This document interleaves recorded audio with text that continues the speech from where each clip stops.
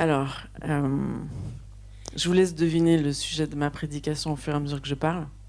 Comme ça, on verra si ça traite du sujet. Donc, on dit souvent... Enfin, moi, je me rappelle, la première fois que j'ai eu mon permis de conduire, j'étais là, toute seule, en train de conduire la voiture de Julien, une vieille voiture, donc ça allait, j'étais pas trop stressée. Et puis, je me disais, ah, c'est la vraie liberté. Ça vous est déjà arrivé ? La première fois que vous avez conduit votre voiture ? C'est la vraie liberté. Hein. Ou on pourrait se dire, à moi, la liberté. Donc, à 18 ans, enfin moi, j'ai pas fait ça à 18 ans, j'ai attendu 22 ans. Mais en tout cas, mon permis de conduire en poche, c'était la vraie liberté. Et pourtant, regarde, il y a quelque chose d'intéressant. C'est quand on regarde les statistiques, on voit que chaque année, la route fait beaucoup de victimes. Et les jeunes sont particulièrement concernés. Lorsque les premières responsabilités de l'âge adulte côtoient l'envie de liberté, les prises de risques sont très fréquentes. Les jeunes conducteurs âgés de 18 à 24 ans représentent quand même 19% des morts sur la route, alors qu'ils ne sont que 9% du total des conducteurs.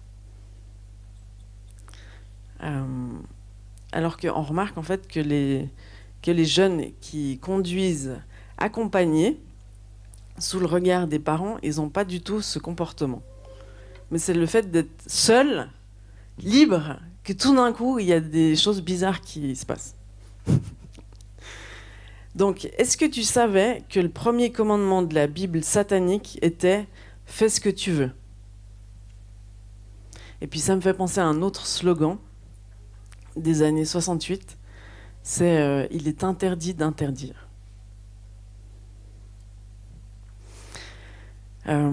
Et puis c'est un peu le slogan de ce siècle. C'est fais ce que tu veux, marie-toi à ton semblable, crée des enfants sur mesure avec l'aide de la science, élimine ceux qui gênent ou qui sont différents, divorce dès que ça se gâte, démissionne, abandonne, fuit, ne pense qu'à toi. Toi. Alors attention, quand je dis ça, je ne suis pas en train de parler des femmes qui sont abusées, maltraitées, tout ça. Hein. Ne me méprenez pas. Mais je parle de cette espèce de tendance à zapper qu'on a aujourd'hui. On zappe vite les choses. On ne s'attache pas, on ne s'engage pas. Et puis, Jésus, il nous dit certaines choses. On va voir, qu'est-ce qu'il dit Jésus ? Dans Jean 8, au verset 32, Jésus dit « Vous connaîtrez la vérité et la vérité vous rendra libre. » Puis dans Romains 8, au verset 2, il dit « En effet, la loi de l'esprit de vie en Jésus-Christ, c'est Paul qui dit ça, la loi de l'esprit de vie en Jésus-Christ m'a affranchi de la loi du péché et de la mort. » Et puis dans Matthieu 5, 20, vous pouvez les regarder dans vos Bibles, que vous avez virtuellement en papier. Moi, il y a quelque chose qui m'interpelle, c'est quand Jésus dit « Car je vous le dis, si votre justice ne surpasse celle des scribes et des pharisiens, vous n'entrerez point dans le royaume des cieux. » Vous avez entendu qu'il a été dit aux anciens « Tu ne tueras point, mais moi je vous dis que si vous traitez votre frère sous la colère, ou vous traitez votre frère de raca, ça veut dire quoi ? Ça veut dire, je sais pas, on pourrait remplacer par une insulte d'aujourd'hui. Je vous laisse faire. Il mérite d'être puni par le feu de la géhenne. Alors c'est un peu dur. Enfin, c'est comme s'il lève le niveau. Il dit encore, vous avez appris qu'il a été dit, tu ne commettras point d'adultère, mais moi je vous dis que quiconque regarde une femme pour la convoiter a déjà commis un adultère avec elle dans son cœur. Et puis il reprend plusieurs choses comme ça. Il a été dit que celui qui répudie sa femme lui donne une lettre de divorce, mais moi je vous dis que celui qui répudie sa femme, sauf pour cause d'infidélité, l'expose à devenir adultère, et que celui qui épouse une femme répudiée commet un adultère.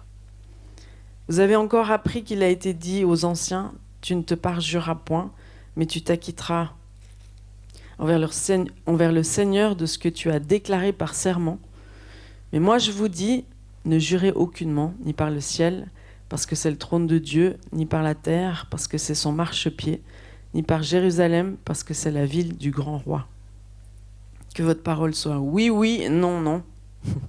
Ce qu'on y ajoute vient du malin. Et puis je continue. C'est toutes les lois des pharisiens, des scribes et des pharisiens. Et puis Jésus, il élève le niveau. Vous avez appris qu'il a été dit œil pour œil, dent pour dent, mais moi je vous dis de ne pas résister aux méchants. Vous avez appris qu'il a été dit tu aimeras ton prochain et tu haïras ton ennemi, mais moi je vous dis aimez vos ennemis, bénissez ceux qui vous maudissent, faites du bien à ceux qui vous haïssent et priez pour ceux qui vous maltraitent et qui vous persécutent, afin que vous soyez fils de votre Père qui est dans les cieux. Si vous aimez ceux qui vous aiment, quelle récompense méritez-vous ? Les païens n'agissent-ils pas de même ? Soyez donc parfaits comme votre Père céleste est parfait. Donc on a parlé un peu de la grâce là pendant les offrandes. Et puis la grâce, c'est justement cette force surnaturelle qui nous permet d'aller au-delà de la loi, de ce que les scribes et les pharisiens ont déclaré. Enfin, on suivait la loi de Moïse. La grâce, c'est cette force surnaturelle qui nous rend capables de faire ce qui est juste. C'est une puissance qui sauve et qui nous transforme. Et c'est elle qui nous différencie des pharisiens et de la religiosité, ou de suivre la loi comme ça par nos propres forces. Merci. Donc si on lit Ephésiens 2, versets 8 et 9,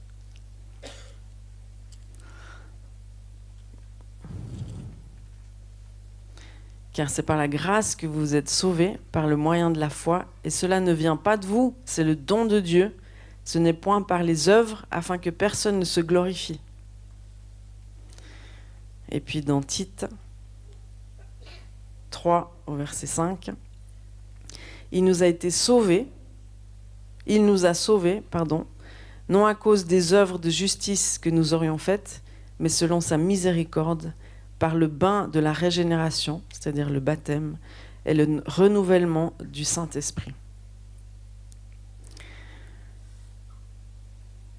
Moi, j'ai écouté un témoignage là, cette semaine qui m'a bouleversée. C'est le témoignage d'un ex-mormon. Et puis, vous savez, les mormons, un peu comme les témoins de Jéhovah, c'est un peu des dissidents de la parole de Dieu, où ils modifient la parole de Dieu pour être dans un système religieux très strict. Et puis, entre autres, les mormons, ils reçoivent des ordres de mission s'ils veulent aller plus loin. Et ils passent 2 ans dans un pays qu'on leur impose pour évangéliser pendant tous les jours de la semaine. Et puis, cet homme, il raconte que vers la fin de ces 2 ans, en fait, il rencontre un pasteur baptiste aux États-Unis. Et puis, ce pasteur bienveillant, il l'accueille, il parle avec lui. Et puis, il le défie un peu. Et puis, il lui parle de la grâce. Et puis, il lui dit, c'est pas par tes œuvres que tu vas être sauvé, mais c'est par la grâce de Dieu, en Jésus-Christ. Grâce à son sang qui a coulé à la croix. C'est par la grâce que tu es sauvé. Et puis il lui dit une chose, il lui dit, je vais prier pour toi, et relis la Bible, mais lis-la comme un petit enfant. Et puis en fait, cet homme, il lit la Bible, et il s'aperçoit par lui-même qu'il y a des choses qui ne sont pas en accord avec ce qu'on lui a enseigné. Et puis, pour faire l'histoire courte, il est touché par Dieu, quoi. Chaque fois qu'il lit, il relit tout le Nouveau Testament, et à chaque fois qu'il le lit, avec ce cœur d'enfant, il est touché par Dieu, touché par Dieu, touché par Dieu, touché par Dieu. Mais vous savez que c'est compliqué de sortir d'un système comme ça, mais il ne peut pas faire autrement. Son cœur est captif, ou il a été gagné par Jésus, on va dire. Et à la fin de ces 2 ans de mission, ils doivent témoigner devant tout le monde de ce qu'ils ont vécu. Et puis Jésus lui dit, va, et puis témoigne de ta rencontre avec moi. Donc devant 60 missionnaires, ou je ne sais plus exactement. Il témoigne de Jésus. Et puis, il y a un des étudiants qui se convertit. Après, il doit retourner dans sa famille. Et tous étaient très impliqués dans le système mormon. Ils étaient grands prêtres, enseignantes, etc. Et toute sa famille se convertit. Et il a dit la même chose, ce garçon. Il a dit à chacun des membres de sa famille, relisez la Bible comme un enfant. Et moi, je trouve que c'est un témoignage juste énorme, magnifique, fantastique. Bon, il s'est fait traiter d'antichrist et tout ça. Hein. C'était pas évident, j'imagine, de sortir. Mais toute sa famille, elle s'est convertie. C'est beau, non? C'est énorme. Et puis on voit quand il donne son témoignage, il cite la parole de Dieu, mais ce qui l'a le plus touché, c'est cette révélation de la grâce, qu'on n'est pas sauvé par les œuvres, mais par la grâce de Dieu. Et cette grâce n'est pas à considérer comme je peux faire ce que je veux au final, mais vraiment comme un trésor, comme une force, comme une puissance, qui est la personne de Jésus, qui va nous permettre de faire des choses surnaturelles qui dépassent notre faculté humaine. C'est ça la grâce. Dans 1 Corinthiens 7, au verset 22, c'est écrit « Car l'esclave qui a été appelé dans le Seigneur est un affranchi du Seigneur. De même, l'homme libre qui a été appelé est un esclave de Christ. » Donc, c'est comme si Jésus, en fait, il définit ce qu'est la liberté. Il redéfinit ce qu'est la liberté. La liberté. Dans Galates 5.1, c'est écrit « C'est pour la liberté que Christ nous a affranchis. Demeurez donc fermes et ne vous laissez pas mettre de nouveau sous le joug de la servitude. » La grâce, c'est la force surnaturelle qui nous permet de faire ce qui est juste. Faire ce qui est juste, faire ce qui est bon, faire ce qui est bien, ce qui produit la vie. Et puis, c'est pas juste faire, c'est devenir, être. Jésus est mort pour notre liberté. Ça, c'est le cœur de la croix. Jésus, il est mort pour notre liberté. Il est mort pour nous libérer de la mort, du péché, du mensonge, des addictions, de la dépression, de toute forme de codépendance, des malédictions, pour nous libérer de l'orgueil, du rejet, de l'abus, de la condamnation, de la colère, de l'injustice et de l'amertume qui nous ronge. Jésus, il est mort pour notre liberté. Et puis Jésus, il est extraordinaire, fantastique, magnifique. J'aime quand j'écoutais cet ex-mormon parler de Jésus là, il pleurait toutes les 2 secondes quand il témoigne. C'est beau. Enfin, moi, ça me touche. Et puis même, il était fiancé en fait avant de partir 2 ans en mission. Et puis la première en fait qui convertit, c'est sa fiancée. Il lui témoigne de Jésus et elle se convertit. C'est beau, non? Je dis mais quelle grâce! Il a eu tout 100% de... Donc Jésus, dans Jean 14 au verset 6, c'est le chemin, la vérité et la vie. Jésus dit « Je suis le chemin, la vérité et la vie. Nul ne vient au Père que par moi. » Et ces 3 signes manifestent chacun la vraie liberté. La vraie liberté, c'est de marcher avec Jésus sur le chemin, sur son chemin. Son chemin, c'est d'être avec lui. C'est ça le chemin que Jésus est. C'est de marcher dans la vie à ses côtés. Ça, c'est la vraie liberté. La vraie liberté, c'est d'être l'ami de Jésus, l'esclave de Jésus, mais dans le sens que lui le décrit. C'est-à-dire comme un ami. La liberté, c'est de marcher quotidiennement avec Jésus, de discuter avec lui, lui soumettre toutes les décisions qu'on va prendre, de lui remettre toutes les personnes qui nous met à cœur, de lui remettre tous les fardeaux qui sont attachés aux circonstances de nos vies, Ça, c'est marcher avec Jésus. C'est la liberté. Puis la vérité, c'est aussi la liberté. Dans Jean 8, au verset 31 à 32, il est dit « Et il dit aux Juifs qui avaient cru en lui, « Si vous demeurez dans ma parole, vous êtes vraiment mes disciples. Vous connaîtrez la vérité, et la vérité vous affranchira. » Donc dans la vérité, il y a une puissance de liberté extraordinaire. La liberté exige la vérité. La vérité produit la liberté, la vraie liberté. Et puis la vie, Jésus est la vie. Et puis c'est important de se poser la question, est-ce que des fleuves d'eau vive coulent à travers moi? Ça c'est dans Jean 7 au verset 38. Que en Jésus, normalement, si on est bien connecté à lui, il fait en sorte, par sa grâce, que des fleuves d'eau vive jaillissent de notre sein. C'est-à-dire qu'on déborde de vie. On déborde de vie sur les autres. On ne déborde pas de notre nécessaire ou de ce qu'on peut produire par nous-mêmes, mais on déborde de la vie qui est donnée par la grâce de Dieu. On déborde sur les autres. Vous avez remarqué qu'on est très limité dans notre amour pour les autres. Même si on essaie d'aimer de toutes nos forces, parfois on est hyper limité. Et puis, à d'autres moments, on réalise qu'il y a une espèce d'amour qui déborde de nous, et puis on aime tout le monde, on a envie de prendre tout le monde dans nos bras. Ça vous est déjà arrivé? Alors, c'est pas constant, hein. On aimerait bien que ce soit continu. Mais c'est comme... c'est cet amour qui déborde de nous, qui vient pas de nous. C'est la grâce agissante de Jésus, qui est la vie, qui coule à travers nous. Et puis, il y a ce passage qui dit « Garde ton cœur pur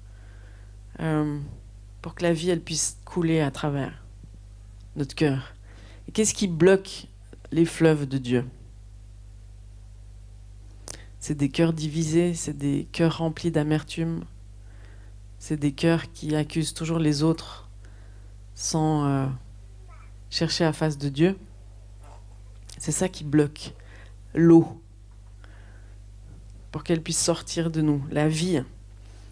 La vie. Donc la vraie liberté, c'est d'avoir un cœur qui permet à cette eau et à cette vie de sortir et de se répandre tout autour.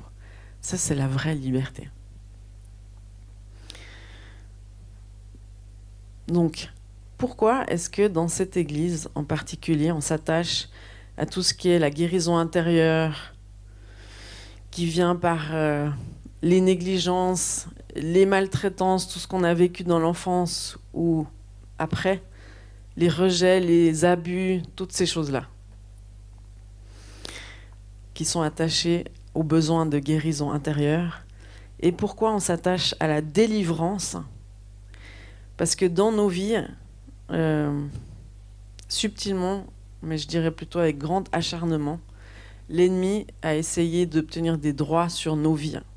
Et puis ces droits, ils sont très réels.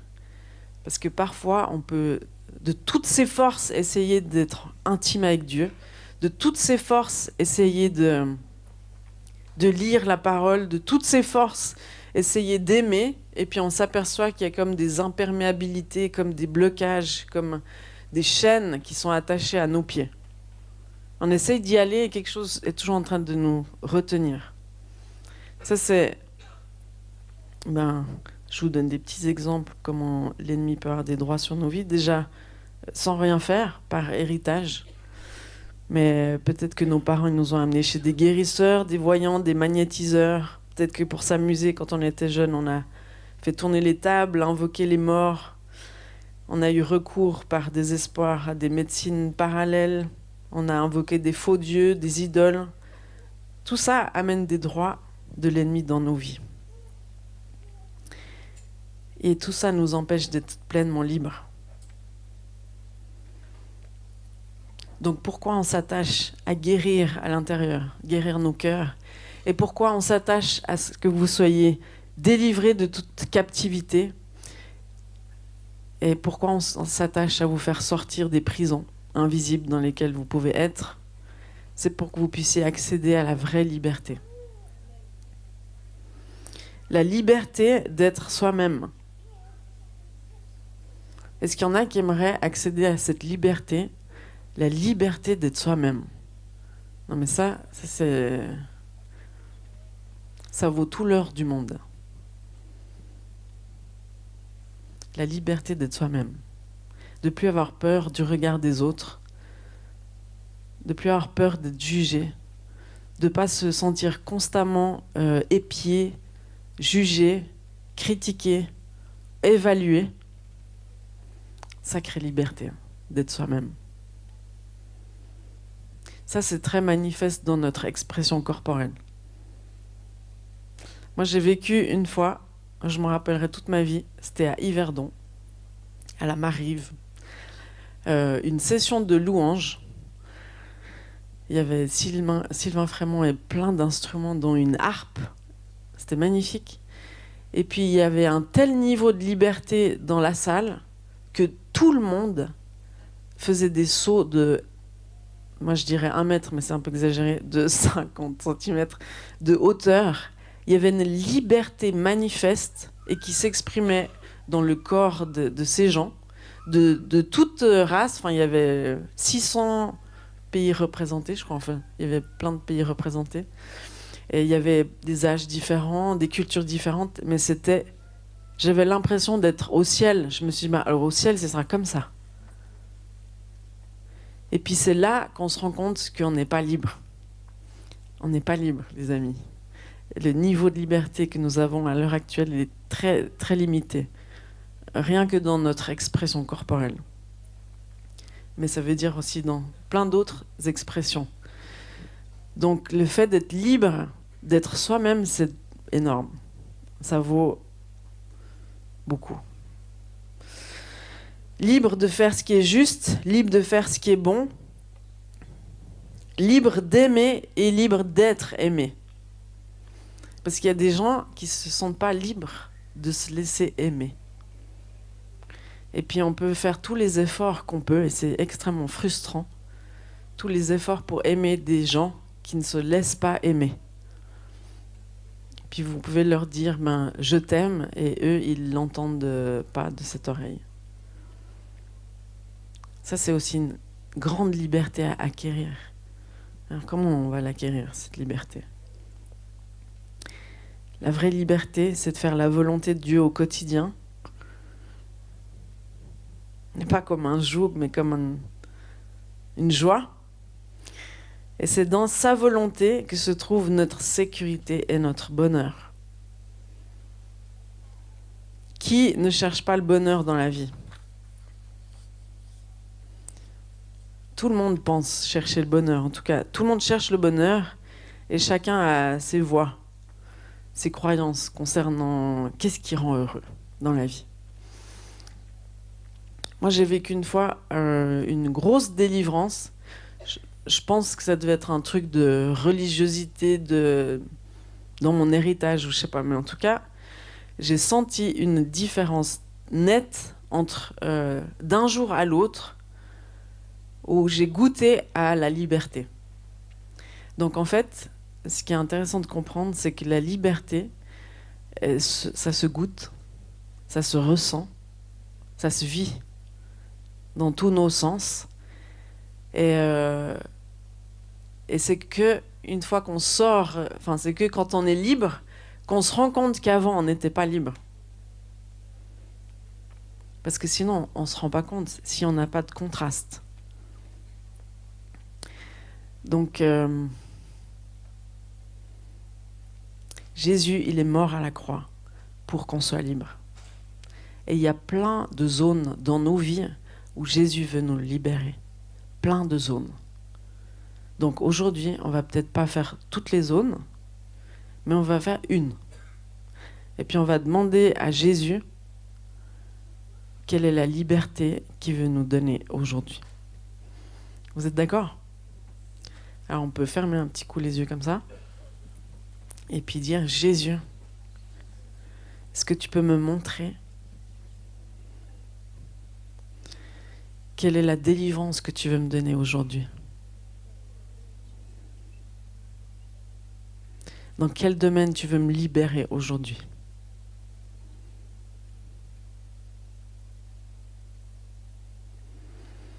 Et puis je vais faire 3 catégories. Alors, ici, il y a les gens qui veulent être libérés de l'amour, quelque chose de l'amour là. Et puis ceux qui viendront là, c'est ceux qui veulent être libérés pour la joie. Et puis ceux qui viendront là, c'est ceux qui veulent être libérés pour plus d'intimité. Qui soient capables de pouvoir lire la Bible avec joie, avec zèle, et qui ne soient pas tout le temps coincés, retenus. Ils n'arrivent pas à prier, ils n'arrivent pas à lire la Bible. Ça, c'est pas la liberté. D'accord? Donc vous pouvez vous lever si vous êtes d'accord. Et puis je vais prier un petit coup, puis vous pourrez aller là où ça vous dit d'aller. Mais Jésus, merci pour qui tu es, le chemin, la vérité, la vie. Et Seigneur, aujourd'hui, nous, on veut te suivre. On veut te sentir près de nous. On veut t'entendre parler à nos cœurs. On veut recevoir ta grâce pour marcher dans le surnaturel, d'une vie surnaturelle que tu as toujours voulu pour nous. C'est pour ça que tu es mort à la croix.